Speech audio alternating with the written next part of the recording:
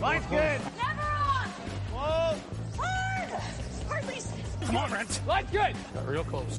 I hear high, right? Try and hit 2/3. Have they saved it for her? Yes, they have. Ooh, welcome to Game of Stones, everybody. I am Sean Graham, Scott alongside, as always. Hello, Scott. Sean, hi. No humble brag here, but I just got back from the gym, so if I'm a little out of breath, that's why. Yeah, you've been lifting all those weights, getting ready for the 2022 Briar potentially. We gotta lift those weights. It's what we do in the off season to keep prepared, stay ready for the task. So yeah, just making sure all of my bases are covered. That's good. Got to be well prepared, especially, hey, Scott, the way we're playing. Maybe we have a chance. I don't know.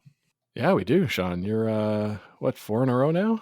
4 in a row on the Monday League at the Ottawa Curling Club. By no small part because of the people in front of me. I have played very poorly the last 2 games, and yet we've won. Yeah, I thought you were throwing the game last night to not skip anymore. Yeah, so we do a skip till you lose situation, and I've gotten very fortunate. The team has played well, and that the other team has not played well the past couple of weeks. But there was one moment, Scott. You told me this afterwards, where I had an open draw for 2 in one end, or 2 or 3, so I don't even remember. Oh no, it was 2 because the opposing third said to you as I was going down, because I didn't talk to you about the shot. It was very obvious. Mm-hmm. And she just said, okay, so 1 yellow. And you said, no, we still got 1 left. But yeah, probably 1 yellow. But probably, yeah. Yeah. Because I had already missed draws for extra points in that game. And yet we won 8-3 and they shook early. I have no idea how this is happening. No idea, Sean. And the same for the week before. I was better this week than last week. I think last week I made 3 of 16 shots. This week I think I made like 5 or 6 of 14. Yeah. And definitely had at least one beauty, like come around tap to sit one just on the button. That was a pistol. Yeah, and they scored that end. Yeah, they made a run back to negate it, but it was still a good shot. That's a dumb sport, but we love it anyway. So this week is the week, Scott, where curling kind of went off the rails a little bit. This is a very strange week, coming off the high of the Canadian Olympic curling trials, of the European Championship. Things went absolutely bonkos in the sport this week. Like, what is going on? You're a meteorologist. Does this have anything to do with like the tides or the weather, or like what is happening? Yeah, it's I don't know, man. It after that Olympic trials are done, things go crazy. We had you came over on Sunday, we watched some football, went to a Christmas market as all this stuff was happening. Over the weekend. I don't know what the heck's going on. It took us this long. We're recording on Wednesday after this has all happened. It took us this long just to wrap our heads around everything that's going on. Yeah. So that should tell you how crazy it was. Yeah, pretty crazy. Also, lots of events going on. It's just there's so much news, so much happening. Yeah, very big time in the world of curling. So we're going to do a quick wrap around of everything that's been going on, starting with something that, in terms of the podcast environment, this will be the only place where you'll hear people talk about it because everyone else has already done shows this week, is the Continental Cup. It was canceled today. The Continental Cup scheduled for January in Fredericton. It was canceled. The reason cited by Curling Canada for the cancellation was the difficulty of travel for the European teams to come to Fredericton, the need for a quarantine period, and just all the uncertainty associated with the new Omicron variant of COVID-19. So Fredericton, which was previously scheduled to host the 2020 Canada Cup, which obviously was canceled, they are now out the 2021 Continental Cup. So congratulations to Fredericton for being awarded the 2022 Continental, or the 2023 Continental Cup. Congratulations to you folks out there. Or maybe the 2022 Canada Cup, if that hasn't been announced yet, but they'll get something. They'll get one of those 2 events in the near future. Don't know if it'd be a Briar or a Scotties, if that'd be a good fit for Edmonton. It'd be fun if it was, but they'll certainly get something else. But Scott, the thing that strikes me about this cancellation, one, it's a bummer and very disappointing. I like the Canada Cup. I think it's a cool, relaxed environment. But in an Olympic year, I do wonder if that is a factor here, that the European teams might be less willing to travel over here, knowing that not too long after they're going to have to go to Asia. Yeah, so I think you might have misspoke twice in that sentence, Sean, but that's okay. It's been a long week. Fredericton getting a Brier or Scotties, I don't think the base is there for it. But what you said about the Continental Cup, you meant the Continental Cup being a nice, relaxed atmosphere, Yeah. vice the Canada Cup. So yeah, the Continental Cup is a nice, relaxed atmosphere. I don't know. I mean, they've had it in London, Ontario a couple times. Obviously, in Vegas, it's been a big success. Out west, they get a lot of attendance. I believe having it in Fredericton this year, because it's an Olympic year and the they've got the extra event with the trials, that I think they said, okay, we'll give you this because the attendance isn't really going to matter at this event. What's a TV show? Exactly. It's a TV show. And definitely the reason it was canceled is because of those European teams and Asian teams. Although I think it was going to be Europe against Canada again. That was the plan, yeah. Having those teams come here and then go to the Olympics in China and probably having to quarantine at some point along the way, it's just safer to say, let's not do it. Go right to China and do your quarantine if that's what you're going to have to do. That's definitely why it was postponed. Yeah, so the question that I'm going to have now is, will those teams, the ones who would have participated in the Continental Cup, they would also be eligible for that slam in early January. So are they going to come over for the slam or not? And if they do come for the slam, I realize that there's more time in between the slam and the Olympics than the Continental Cup and the Olympics. But that does add to the question for me of, if they're already in the country, how much does that play into it? Will they go straight from Canada to China, especially if you have to quarantine? Certainly they can get ice pretty much anywhere in the country if they want, for practicing prior to heading over to Beijing. So the logistics of what January is going to look like for those European Olympic teams, that'll be quite fascinating for me to keep an eye on as we head into the new year.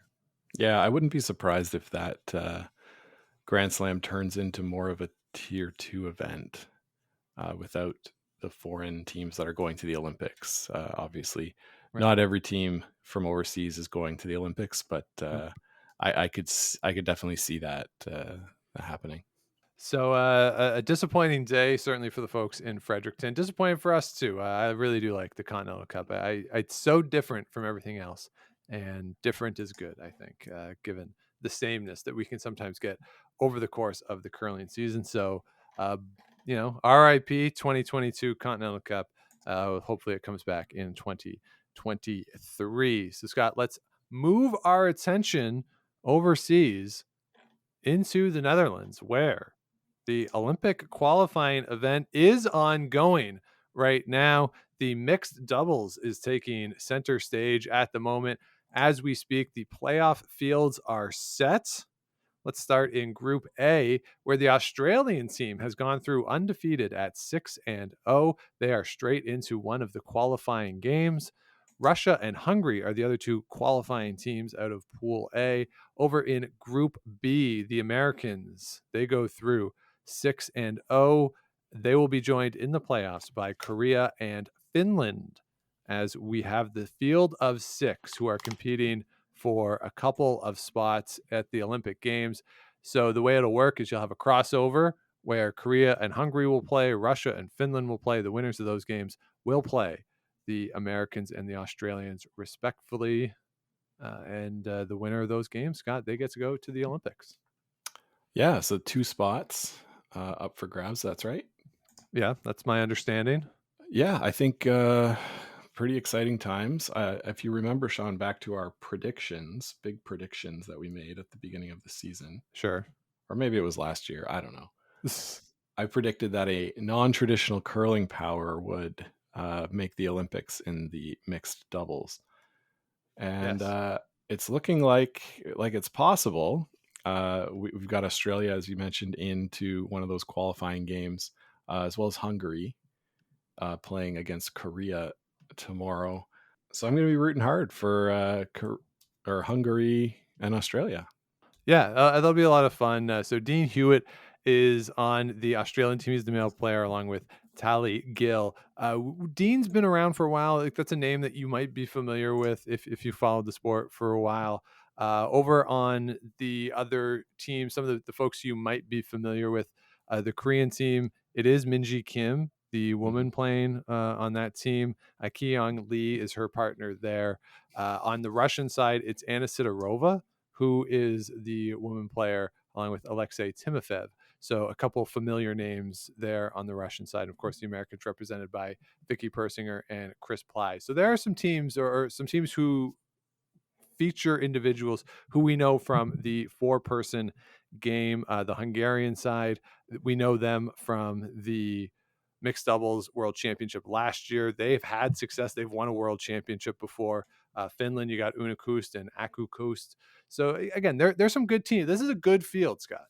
Yeah, it's a very, very good field. And I as I look through all the names of those who made the playoffs, it is the people who have had some success in the four-person game. We talk about shot making being the most important aspect of mixed doubles, and it seems that's true at this event as well, which makes me root a little bit harder for the mixed doubles specialists from Hungary. That would be fun if they are able to get in to that game. But to do that, they would knock out Minji Kim. So I don't know how I necessarily actually feel about that, Scott. Yeah, I'd feel fine with it, Sean. Yeah. We'll see Minji Kim somewhere else. Yeah, I'm sure we will. Her career is by no means over. So, Sean, if Hungary does beat Korea, then we're getting Australia-Hungary playoff game for that spot, and one of those non-traditional powers will get in, and that'll be fun. There you really go. Fun. All right. Yeah. So there you go. That's Scott's rooting interest here in the Olympic qualifying mixed doubles event. Let's turn attention to what is going to be going on for the next week or so. The men and the women will be taking to the ice there in Leeuwarden, Netherlands, as the men's and women's Olympic qualifying event will take place. Here at the OQE for the men's and women's, we got 3 spots at stake. Of course, the other 7 spots are accounted for from the 6 playoff teams from the World Championships last spring, and China, of course, qualifying as the host in both disciplines. So, Scott, there are some teams here that are very good that will not get through. But let us start on the women's side, because I think that is the more interesting side. So you have the Czech Republic, skipped by Anna Kubiskova. Estonia, Marie Turman still is not there. So it's Carly Ledsalu who's going to be skipping that team. Throwing forth, Lisa Turman is going to be skipping. Daniela Jentsch, fresh off of her bronze medal at the Euros. Stefania Constantini, a strong performance at the Euros for Italy. They are there as well. Satsuki Fujisawa is there. She'll be throwing forth, and Shinami Yoshida will actually be skipping this team. Bit of a change there. Eunjun Kim, of course, the Garlic Girls are back from Korea. They will be there. Latvia, represented by Santa Bluberga Berzina. Scotland, Eve Muirhead, off of the gold medal at the Euros. And Dilsat Yildiz from Turkey rounds out the 9-team field. Scott, 3 spots available. I think there are 5 teams that think that they should get through or would expect to get through at the very least. This is a really good, really strong field. Yeah, it is quite a strong field. Reading through all these names, and yeah, some people are going to be disappointed come the end of the week. There's 3 spots available, if I'm not mistaken, on the women's side. Yep. As well as on the men's side, right? 3 spots. So correct. This is going to be a full round robin, and the top team after the round robin will get in. The second and third team will play. The winner of that will get in, and then the loser of that game will face the 4th place team in a single game to get into the Olympics. All right. So I think looking at these teams, it's Eve Muirhead's to lose, right? You would think so, given the way that they performed at the Euros. Yeah, I would think so. The second and third spots, it's going to be a battle between Japan, Korea, Germany, and the Czechs. Yeah. Do you agree? Yeah. No, I totally agree. With And I would weight them about that, like Japan, Korea in the second tier, yeah. then Germany, then the Czech Republic. Yeah, I would just say maybe Daniela Jentsch. Maybe she's taken a bit of a jump, maybe a step up. That was a really good performance at the Euros. She had a pretty good performance at the Worlds last year too. I'd put her ahead of Constantini in Italy and Kubiskova in the Czechs for that Oh matter. yeah, So yeah. That's my fourth team. yeah. So certainly it's going to be interesting to see how it plays out. Estonia is hurt, of course, by Marie Turman not being there, and Latvia, Turkey. We've seen them before struggle at some of these events to rack up wins. So yeah, I think we're looking at 5 teams going for the 3 spots, or Yeah, 6 teams, excuse me, going for the 3 spots. If you want to include the Czechs, you're counting Italy too. I am counting Italy. Yeah. Okay, and the Latvian team, I believe that's the team, Sean, that just played at the Euro B and got promoted. Yeah, that would make sense. Yep. I tried to block out our picks with rocks across the line, but that seems to ring a bit of a bell. So that's gonna be a fun competition to watch, and I kind of like the format, right? Okay, there's 3 spots, like finish first in the round robin, and you're through. Yep. Yeah, I like it. So yeah. So who you got? Who you got? I'm going to go Japan, Korea, and Scotland. I don't know if we get an upset here, or even like a minor upset. Well, yeah, that makes a lot of sense, Sean. I think I'm going to go Scotland, Japan, and Germany, just to be a little different. All right, sounds good. Let's shift over to the men's side. Same thing. You got 9 teams here who are competing for 3 spots. I think there is a slightly bigger gulf here between the top and the bottom of the field. So let's go through the field real quick. You got the Czech Republic, skipped by Lucas Klima. You got the Danes, skipped by Mikkel Kraus. Of course, we've seen them at the past few events that we've talked about that have included European teams. Kalle Kiskinen, the skip of the Finnish side. Next up, you got Germany, represented by Sixten Totzek. Of course, he made his debut at the World Curling Championship back in the spring. And then, of course, the veteran Joel Reiturnaz. He is in the field representing Italy after his very good performance at the Euros. Yuta Matsumura representing Japan, trying to get back to an Olympic Games, as is Chang Min Kim representing Korea. And of course, you got the great, the legendary Wouter Goskins representing the Netherlands. And of course, Stefan Wallstedt rounds out the field for the Norwegians. Scott, I think we have a pretty clear top here, but do you agree with me? Yeah, it's Japan, Norway, Italy in any order. Yeah. I think those have to be the heavy betting favorites. Right. If you're looking for a team that might sneak up, maybe Korea, maybe Germany. Yeah, maybe the Danes too. I'd say that's generous. That's why I said maybe. Yeah, okay, maybe. I'm gonna say no. Okay. But the Netherlands, we just saw them get relegated at the Worlds, or at the Euros rather, last week. So not so great for them. But that's I think that should be pretty chalky. Yeah, I agree. There is a gap here between the top and the bottom of the field. And yeah, you're right. Sixten Totzek, he could make a run. Changmin Kim could make a run. But just looking at it, you see those top 3 and you're like, okay.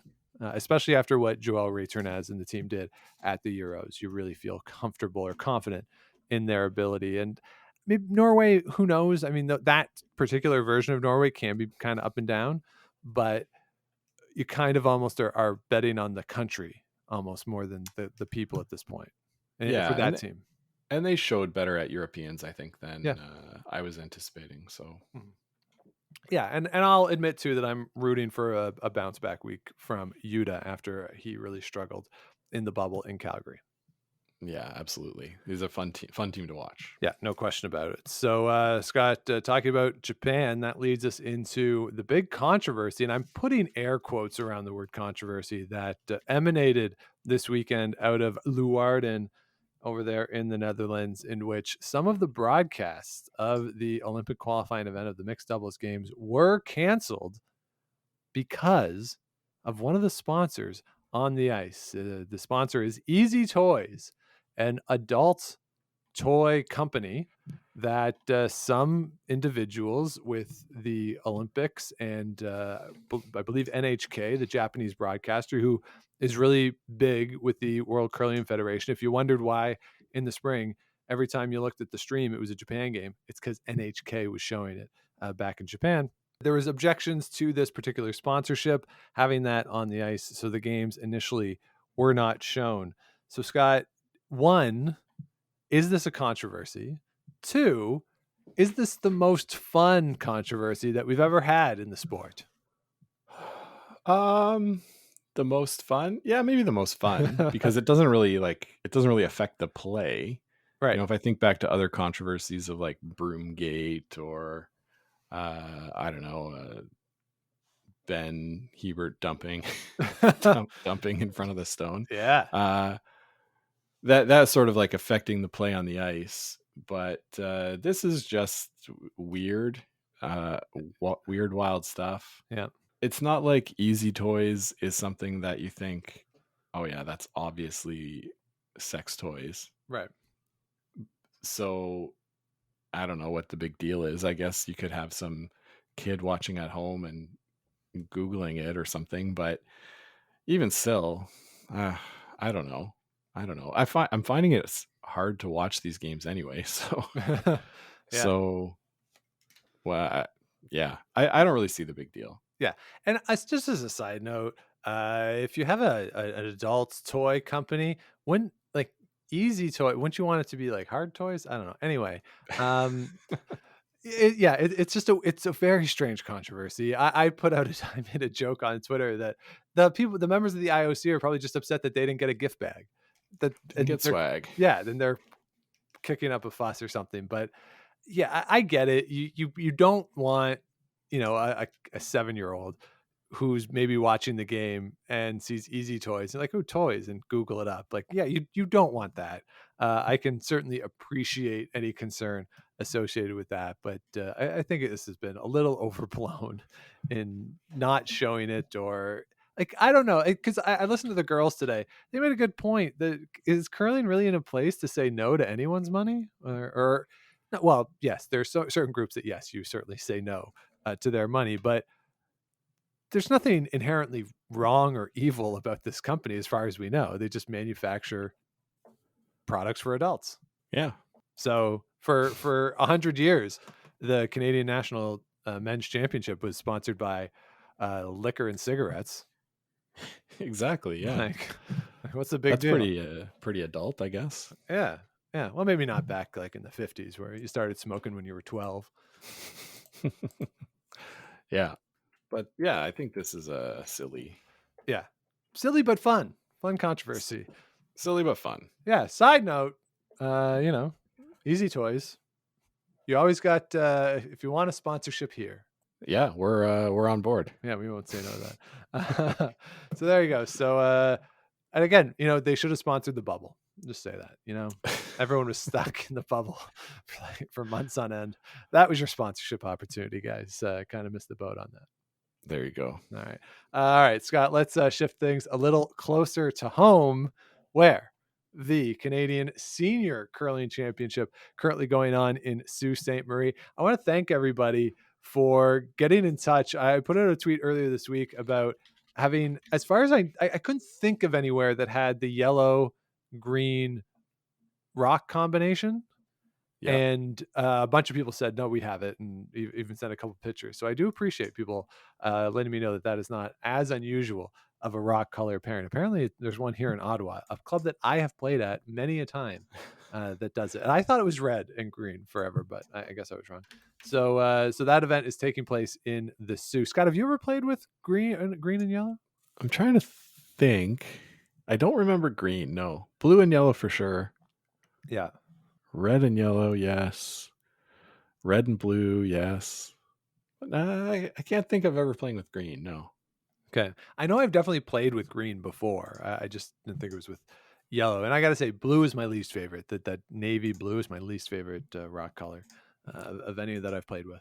Ooh, navy blue. Yeah. Yeah, I don't like it. No, Get no it. good. Yeah. All right. So let's just talk about this real quick because this field on the women's side in particular is absolutely loaded. You got Cheryl Bernard, you got Marianne Arsenault, you got Teresa Breen, you got Sherry Madon, you got Kim Dolan, and you got the 3-time defending champion Sherry Anderson. You have so many Scotties appearances here. There might be more Scotties appearances here at the senior championship than what we'll get in 7 weeks at the actual Scotties, even if you include all the Scotties appearances of the people playing that year in the Scotties. Like if you Yeah, include 2022, it's probably still won't add up to this. yeah, you might be right, Sean. This is a very, very stacked field. Lots of familiar names, and lots of appearances. Yeah, Yeah. Sharon Cormier is there representing Northwest Territories. Of course, she's been yeah. to God knows how many. Um, it's just a really good field here, certainly at the skip level. But if you look at just overall the total fields, who's there, who's playing in it with PEI, not only do you get Kim Dolan, but you get the great Kathy O'Rourke as well, who is playing second. So it's just an amazing field here. So much fun to watch these games. They haven't been streaming the women as much. They're only streaming one sheet and they're not doing like Mhm, men's draws, women's draws. It's sort of mix and match here and there. So mhm. it hasn't quite been even, but it's been fun to see the games that we have seen so far. If you're looking at the standings, the teams that we're talking about aren't quite at the top. Well, although Sherry Mada is undefeated as we record this, as is Teresa Breen. They're in Pool B. Cheryl Bernard at 2-2. Excuse me, Teresa Breen 4-1. My apologies. And then over on the other pool, Kim Dolan 3-2. Sherry Anderson struggling so far at 3-2, and Manitoba and Quebec actually top of the table there. Manitoba represented by Kim Link. So congratulations so far to them, and we'll have to see who gets into the championship pool. But they don't send anybody home, Scott. The bottom teams in the pools get to play in the seeding pool. That's right. That's right. So that split. I think there's one more game, or one or two more draws. There's a draw 12 tonight, and that is it for the round robin for the pool play. Yeah, Okay. couple big games here too. Like if you look, Yeah.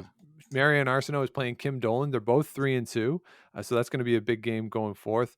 You got Cheryl Bernard is playing against Sherry Madaw, and Cheryl Mhm. Bernard at that 2 loss point.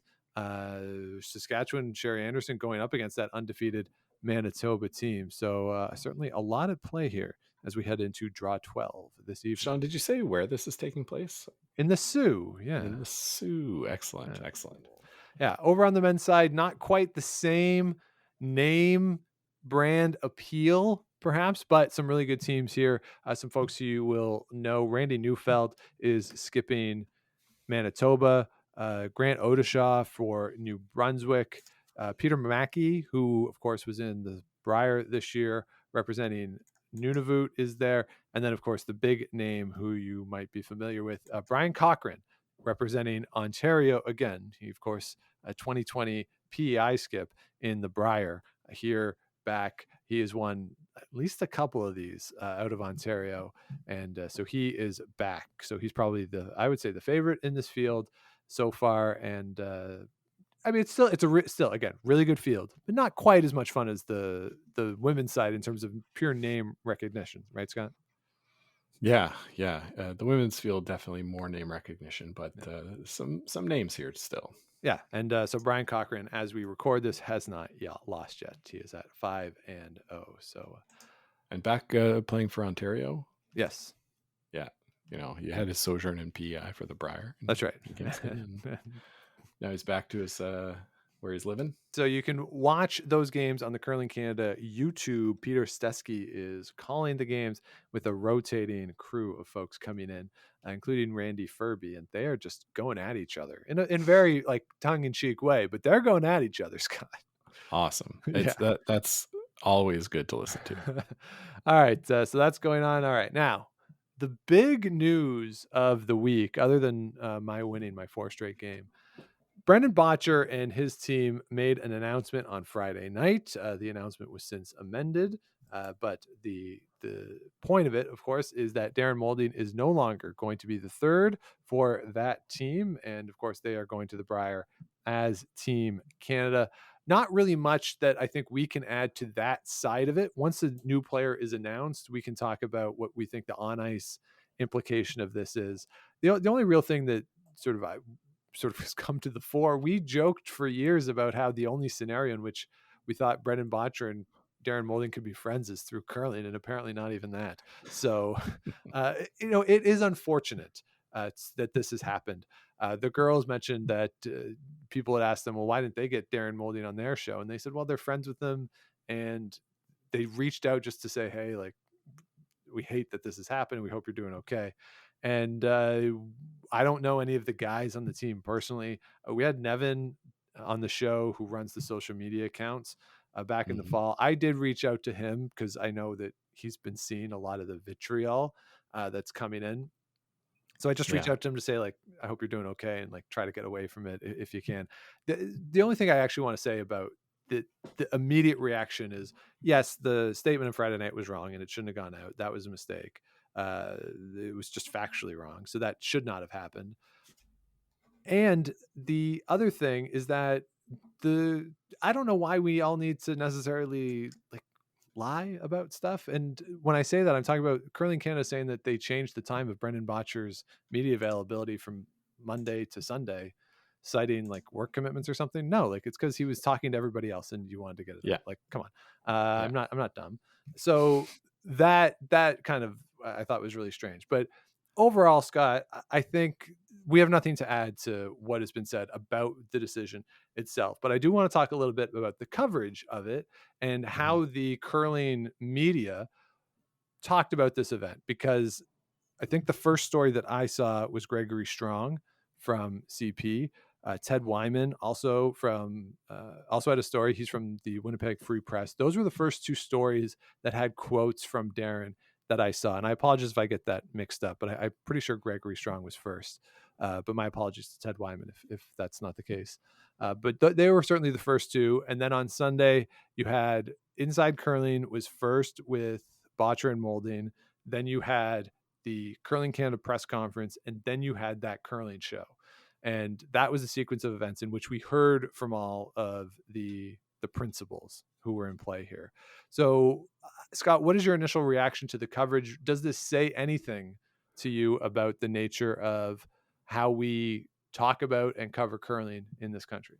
It's hard because a lot of the curling media that we see, at events become friendly with the players, and partly it's because the players are nice and the curling media is pretty nice and we all love curling and we all want to get along, right?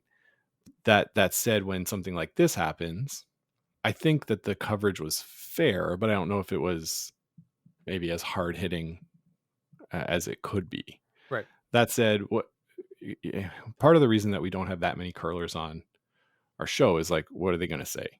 Yeah. Right. Yeah.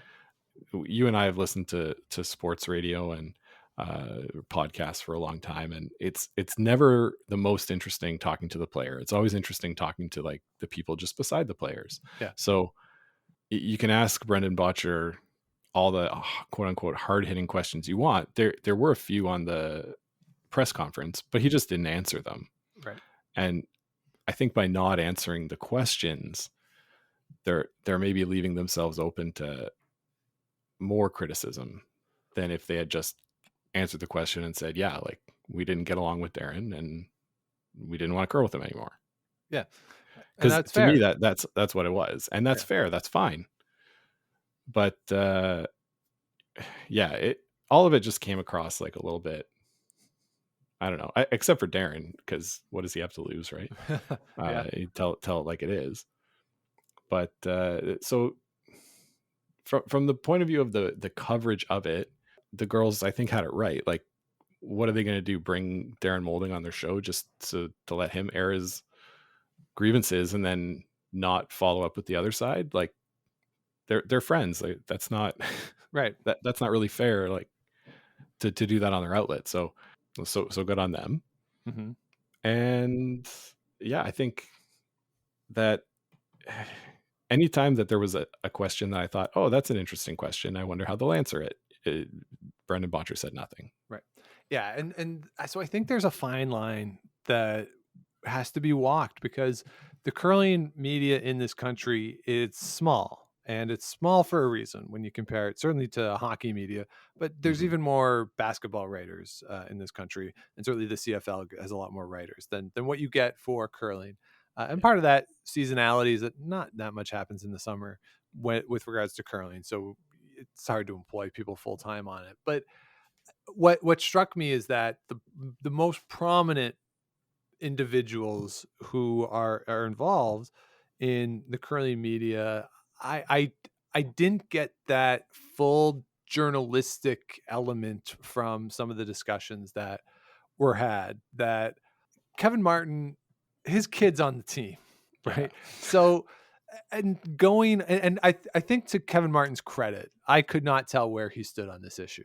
I Yes. genuinely couldn't, and I think that is to Kevin Martin's credit. And a little bit the same with Warren Hansen. I got a sense of where Jim stood, but those two guys, I thought they did a pretty good job of just asking the question. Not a lot of follow up on that discussion, I didn't think. Mhm. So again, but that's fine. They're both curlers. They're not journalists. So Yeah. I thought that one was fair enough. Ask the question, let them say their piece. Don't they didn't try to like fact check anything. They didn't really follow up on them with Mhm. anything, and that's fine. They asked, I thought, fair questions, and the guys gave their answers. And then with the CBC, with what Devin Haru did and Colleen Jones did, that was more conversational. That wasn't. I felt more. That wasn't really interview-esque to me. That was more just, hey, we're talking about what happened. And certainly Colleen Jones has a very interesting perspective on this because she's been around the sport forever. She said the first time she was cut, I think she said like it was 1987 or something. Right. So she's been through this a number of Mhm. times. So she has a perspective. I thought the conversational side of it made sense. But again, you're not getting a lot of follow up to what's being said and where there are some inconsistencies. And I don't know if we necessarily need that for curling. Is it high profile enough that you need that level of scrutiny in the press? I don't know. But the main concern though is that if there is some question that Darren Molding has about the finances of the team, then again, I don't know if it's necessarily a media member's job to really push that and try to get into that, but it would have been nice to have that addressed in a more fulsome manner over the course of those discussions. In my opinion, I don't think any of the discussions that were out there, so that curling show or inside curling, I don't think they were bad by any means. And I don't want it to come across as a criticism. It just made me wonder of I don't think we have like an investigative journalist into curling, which is probably good because it hopefully means there's nothing to investigate, Yeah. right?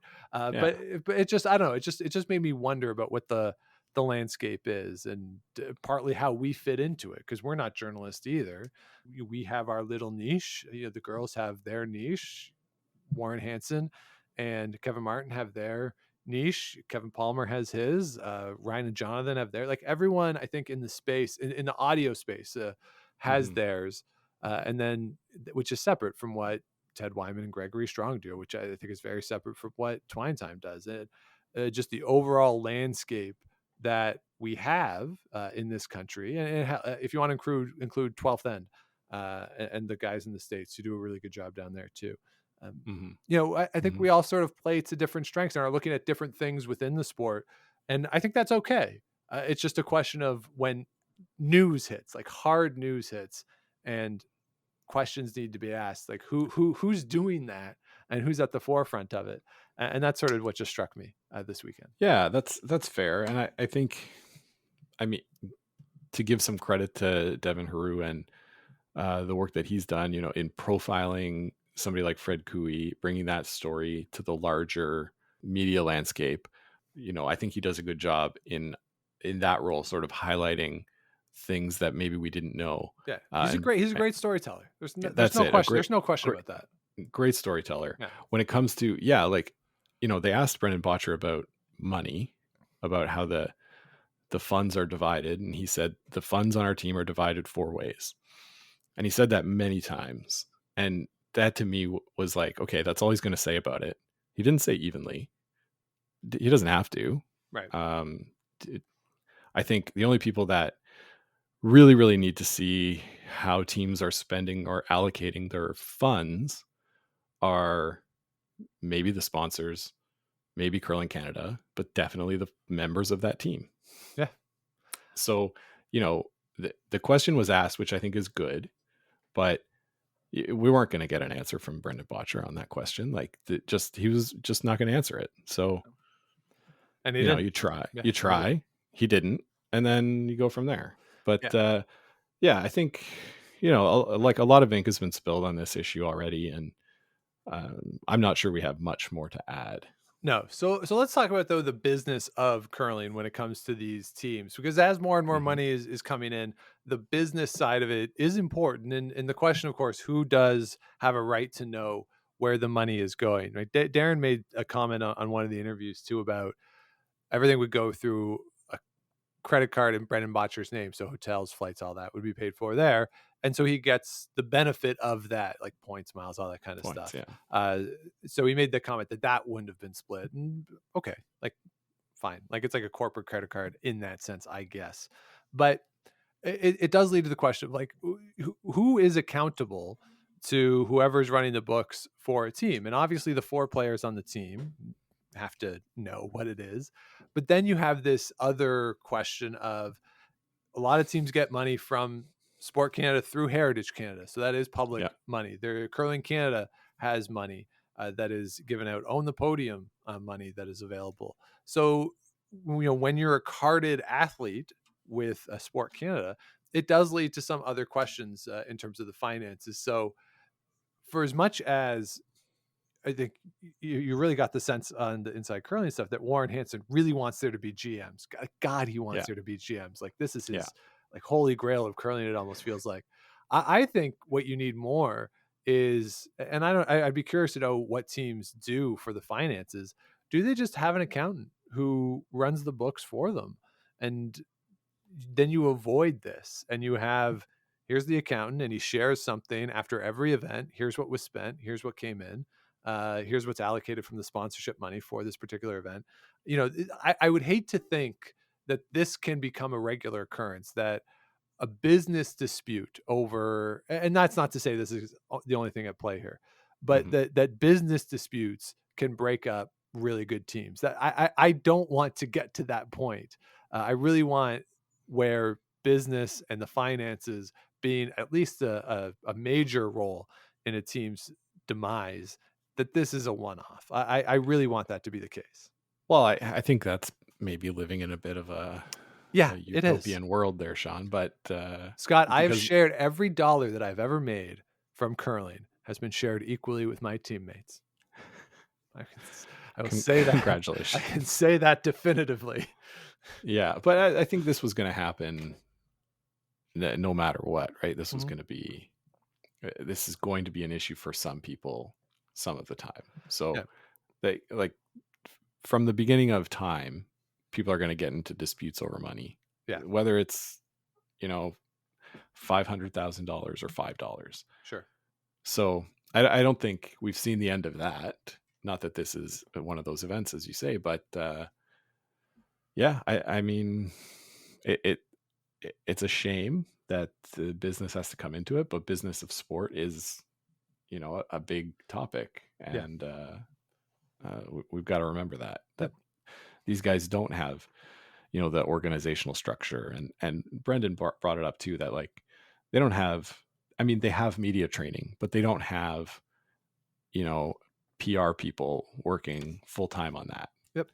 So that, that's something else that can be considered when, a mistake is made. Like, as you say, this was a mistake to put this statement out on Friday night. And he owned it, that it was a mistake. Yep. But remember, like, they don't have thousands of a team of hundreds, working behind the scenes to make sure their messaging is right. So yeah, absolutely. It's just the way it is. Yeah. So there. That's I think that's all we have to say about that. And again, I'll recommend, if you haven't listened to the Inside Curling or to that curling show, uh, they both did a good job with it.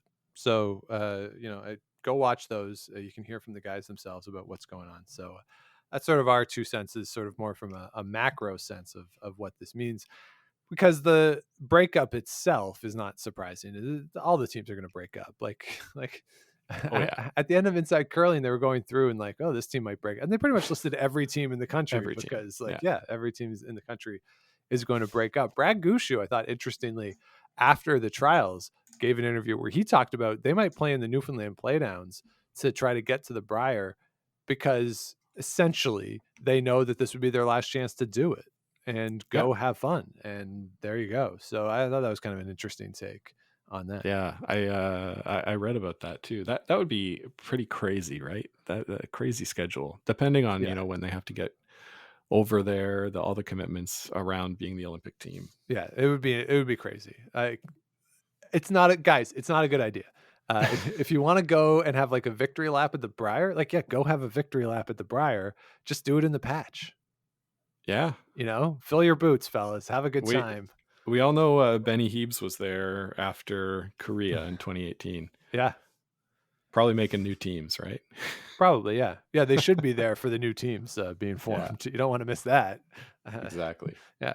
All right. So Scott, last thing here tonight as we record, the Lou Marsh Award was awarded earlier today. That goes to Canada's top athlete, as voted on by a panel of distinguished sports journalists. Damian Warner, the Olympic record holder in the decathlon, wins as Canada's top athlete for the year after his very impressive gold medal at the Olympic Games in Tokyo. He won the bronze at the Games in 2016. Of course, the Olympic decathlon champion is widely regarded by the country of the person who won it as the world's greatest athlete. So Damian Warner, congratulations to him. But Scott, I am old enough to remember getting yelled at for suggesting that Rachel Homan would not be in consideration for the Lou Marsh Award after she won the Grand Slam in the spring. And by noting that, hey, it's an Olympic year and it's April. So she was not in consideration. There was a short list of folks that included several Olympians, including Maggie McNeil, and then Vlad Jr. was also on that list as well. So Scott, no curler has ever won the Lou Marsh Award. So if we were to have a Lou Marsh type award for curling, who would win for 2021? Well, my initial gut feeling would be Rachel Homan, given what she did in the circumstances in which she did them. The trials performance, I think takes her off the table for that. Okay. If they had even made the finals at the trials, I probably would have given it to her. Can we say Brad Gushu winning the Olympic trials, winning the Canadian mixed doubles, finishing third at the Brier? Mm-hmm. That's pretty impressive. Lots of Grand Slams. Yep. I think that would be my pick. Okay, Brad. Yeah. So I wrote down here, it's either Carrie Anderson or Brad Gushu. I think it's one of those two. They, of course, won the mix together. Carrie Anderson with the Scotties, getting into the World Championship, having that insane week, things getting like all over the place, still in the bubble, and but being able to qualify Canada for the Olympics. Yeah. So it's either Carrie Anderson or Brad Gushu, I think, for a Canadian winner of that event or of that potential award. I can't think of anyone else. I mean, Rachel Homan would be a good choice, given that she won the slam, final the other slam after having the baby, getting to the final of the Scotties while pregnant. Certainly a very impressive year for Rachel Homan. But I think those other two, just because they won, might put it a little over the top for me. And I might lean more to Carrie Anderson, because I think what she did was done under more difficult circumstances. Yeah, the time spent in the bubble. Yeah. That's fair. I think I would go Gushu just because of what he added at the end of the year. Yeah, that's with the trials performance. Yeah, and they were dominant certainly over the course of the or of the trials. Excuse me. So if you think somebody else would deserve that, I don't know. Like I hate naming stuff after people, but what would it be? The Ken Watson Award? Yeah, I like the Ken Watson Award. We'll call it the Warren Hansen Award. We could call it the Warren Hansen Award. Sure. Not yet. Don't you have to be? It helps Dead? if you're dead to have things named after you. It does, but I had a teacher, Scott. You would have had her as I don't know if you ever had her, but where we went to high school, there was a teacher who donated money for a scholarship, and she called it the Betty Tamas Pre-Memorial Award. Oh yeah, Mrs. Tamas. Yeah. Miss Tamas. Yeah. Yeah, and then when she dies, she'll just be the memorial where all I have to do is drop the pre. Yeah, You know? I like that. Yeah. I think maybe we'd have to call it like the Richardson Award, Okay, interesting. Ernie because Richardson. then it could be after any of them. Yeah, I think that's fair. Yeah. All right. Or we could just call it we call it the Tartan Award. Yeah, There's that's tartans good. in every curling facility across the country. Yeah, not bad, not Yeah, bad. there are some options there. Let us know what the listeners. Yeah, think. what we should call it. Maybe I'll put up a Twitter poll too, and you can let us know what we should call the curling equivalent of the Lou Marsh Award, which also people want to change. I don't know much about Lou Marsh, other than I believe he was a sports writer, but I've seen there's a bit of a groundswell to get his name off of that award as well. So I see. So there you go. But congratulations to Damian Warner for a well-deserved honor. Yeah, decathlon. That's 10 sports. So in 2 days, those people are insane. yeah, that's that. Yeah, I guess that's pretty well deserved. Yeah, in 1,000-degree heat in Tokyo. Wow. Yeah. Good job by him. So that's that, Scott. It's been a wild week. Wild week. We got through it, but we'll take solace in watching some of this Olympic qualifying that's going on the next couple days. Yes, so a lot going on. We will have Olympic qualifiers for the mixed doubles, perhaps by the time you listen to this, and then the full men's and women's 4-person teams are taking off later in the week. So we will be following along, and we hope that you will join us by subscribing to the show wherever it is you get your podcast. Do the likes, ratings, comments, all that other fun stuff. Helps other people find the show, helps keep us growing. Of course, you can also follow us on social media at Game of Stones Pod on Twitter and Instagram. We will have fun and frivolity. Hopefully, it's all fun and frivolity from this point. No more serious stories for a while. That would be great. And do head on over, of course, to GameOfStonesPod.com, where you can find all of our past episodes, plus a link to the merch. Scott, I fell asleep last night in my Game of Stones hoodie because it was so warm and cozy on a very cold night here in the nation's capital. Very good, Sean. Very good. And maybe on the next show, we'll have an update of how much we've donated and leading into that Christmas season. I did make some donations on Giving Tuesday in order that they be matched and doubled. Terrific. Yeah. So if you go and buy something, we are sending all the proceeds to Food Banks Canada for the T-shirts, everything else to the Sandra Smirler Foundation, and we are matching whatever those proceeds are. It's for those. And yeah, we'll give an update on our next episode as to what the totals are. And we thank everybody who has already bought something. And as we always like to say, if you don't want to buy something, just want to donate to either those organizations or to a local organization, you're not going to hear any argument from us. Mm-mm. And if you want to let us know, though, what you want to hear on the show, or if you have ideas for other merch that you might want to get in support of the Sandra Smirler Foundation or Food Banks Canada, reach out, GameOfStonesPodcast@gmail.com. So, Scott, that's it. It's snowing right now in Ottawa, but the forecast says it's going to be 10 degrees on Saturday, and I am very confused. It's almost like the climate's changing. Yeah, it's weird, wild stuff. Yeah. So hope everyone is doing well where you are, especially to our friends out there in BC.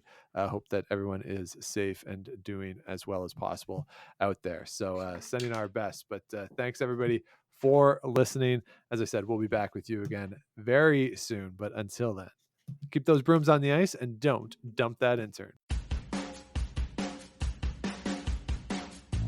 Make the final.